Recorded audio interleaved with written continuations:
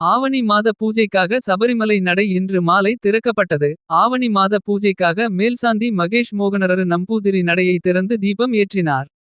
மேலும் ஐயப்ப பக்தர்களுக்கு திருநீறு பிரசாதம் வழங்கப்பட்டது. அதனைத் தொடர்ந்து இன்று பூஜைகள் நடைபெறாது. இரவு 10 மணிக்கு நடை அடைக்கப்படும்.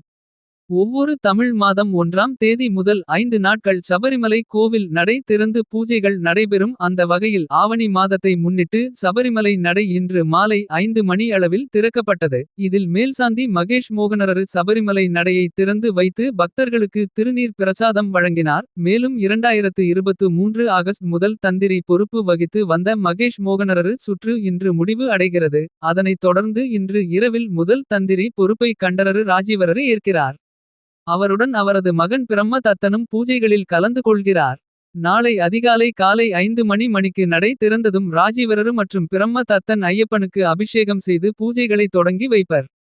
தொடர்ந்து கணபதி ஹோமம் காலை 7 மணிக்கு உஷ பூஜை. மதியம் நண்பகல் 12:30 மணி கு உச்ச பூஜை. களபாபிஷேகம் மாலையில் தீபாராதனை. இரவு புஷ்பாபிஷேகம் படி பூஜை அத்தாழ பூஜை நடைபெறும். தினமும் கோவில் நிர்வாகத்தினர் தெரிவித்துள்ளனர். மேலும் ஐயப்பனை காண ஏராளமான ஐயப்ப பக்தர்கள் வருகை தந்து கொண்டிருக்கின்றனர்.